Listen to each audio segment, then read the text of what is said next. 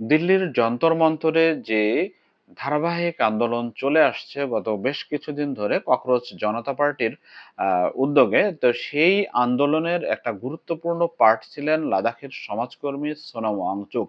তো এই সোনাম ওয়াংচুক ২৬ দিন অনশনে থাকার পরে ভারতের দুই ক্ষমতাসীন দলের দুই মন্ত্রীর কাছে হচ্ছে অনশন ভঙ্গ করেছেন এবং তিনি সরকারের প্রতি আস্থা জানিয়েছেন যে এই পরীক্ষায় প্রশ্ন ফাঁস, নিয়োগ পরীক্ষা এবং মেডিকেল পরীক্ষায় যে প্রশ্ন ফাঁসের যে গুরুতর ঘটনাগুলো ঘটেছে, তা ভারতের সরকার সে ব্যাপারে উদ্যোগ নেবে, এই আশ্বাসের প্রেক্ষিতে সোনম ওয়াংচুক কিন্তু তার অনশন ভেঙেছেন এবং সরকারের প্রতি আস্থা জানিয়েছেন।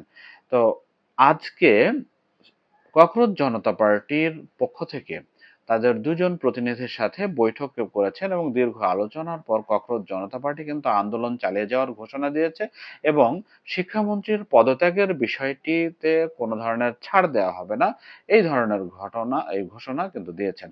ফলে স্বভাবতই একটা প্রশ্ন জাগে যে ককরোচ জনতা পার্টির আন্দোলনের সাথে সোনম ওয়াংচুকের কোনো বিরোধ ঘটলো কিনা, কোনো ধরনের মতবিরোধ তৈরি হলো কিনা। তো এই বিষয়টা নিয়েই ব্যাখ্যা করেছে ভারতের গণমাধ্যম ইন্ডিয়ান এক্সপ্রেস। তো সেখানে বলা হচ্ছে যে ওয়াংসুক যখন আহ, অনশন ভঙ্গ করেন, তো সে সময় ওয়াংচুক জানান যে সরকার তাকে আশ্বাস দিয়েছে প্রশ্ন ফাঁসের বিষয়টি সংসদে উত্থাপন করা হবে এবং প্রশ্ন ফাঁসের কারণে বাতিল হওয়া যেসব শিক্ষার্থী মানসিক কষ্টে আত্মহননের পথ বেছে নিয়েছেন তাদেরকে পর্যাপ্ত ক্ষতিপূরণ দেওয়া হবে তাদের পরিবারকে। কিন্তু শুক্রবার সিজেপি স্পষ্ট করে জানায় যে তারা আন্দোলন চালিয়ে যাবে। দ্বিতীয় দফার আন্দোলনেও তারা এই ধর্মেন্দ্রর পদত্যাগের বিষয়টিতে অনড় অবস্থান জানিয়ে দিয়েছেন। তো এই আহ, মতপার্থক্য কিনা এটি অনুসন্ধানে দেখা যাচ্ছে যে বক্তব্য দুই রকম হলেও ককরোচ জনতা পার্টির প্রতিনিধি মুখপাত্র সিজেপি নেতা সৌরভ দাস তিনি বলছেন যে তাদের ও ওয়াংচুকের মধ্যে কোনো মতপার্থক্য নেই। সৌরভ বলেন যে আমরা ধর্মেন্দ্র প্রধানের পদত্যাগ চাই, ক্ষতিগ্রস্ত শিক্ষার্থীদের পরিবারকে ১ কোটি রুপির ক্ষতিপূরণ সহ নানান সমস্যাগুলোর সমাধান হতে হবে। আমরা শেষ পর্যন্ত এটা লড়াই করে যাব। তবে আমরা ওয়াংসুকের স্বাস্থ্য নিয়ে চিন্তিত ছিলাম, তার ওজন কমে গেছে ১১ কেজি। তো সিজেপি নেতা তিনি বলেছেন যে ওয়াংচুক একটা চিঠি লিখেছেন, সেটি তার ব্যক্তিগত মতামত। অর্থাৎ ওয়াংচুক যে আহ্বানটা জানিয়েছেন, তো সেটি তার ব্যক্তিগত মতামত এবং তার এই মতামতকে শ্রদ্ধা করে। এই উল্লেখ করেই মূলত ককরোচ জনতা পার্টির প্রতিনিধি এই সৌরভ দাস তিনি দাবি করেছেন যে তাদের এবং ওয়াংচুকের আন্দোলনের মধ্যে কোনো মতপার্থক্য হয়নি।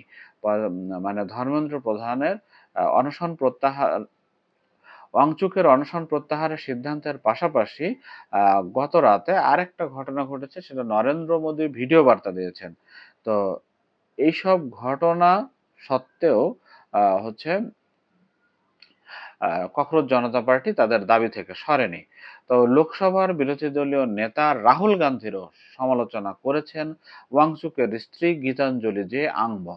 তো সেটিকেও সৌরভ দাস বলেছেন যে এটি হচ্ছে তার ব্যক্তিগত মতামত।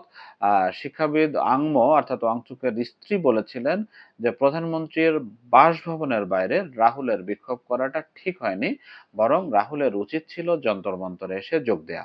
আপনারা জানেন যে যন্তর মন্তরে ককরোচ জনতা পার্টির যে বিক্ষোভের জায়গা, সেখানে কিন্তু রাহুল গান্ধী উপস্থিত হননি।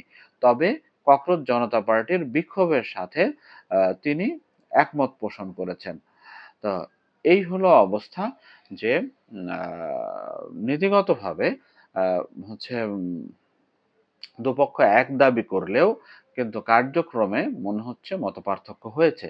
সোনাম ওয়াংচুক তাছাড়া হুট করে এই হচ্ছে সরকারের কথায় বা আস্থায় যে অনশন চালিয়ে যাচ্ছিলেন হাসপাতালেও, তো সেটির পরিসমাপ্তি টেনেছেন। তো ফলে এই প্রশ্নটা সামনে আসছে যে সোনম ওয়াংচুকের সাথে আন্দোলনকারী যুবকদের যে ককরোচ জনতা পার্টি সিজেপির নেতৃত্বাধীন তাদের মধ্যে কোনো মতপার্থক্য ঘটেছে কিনা।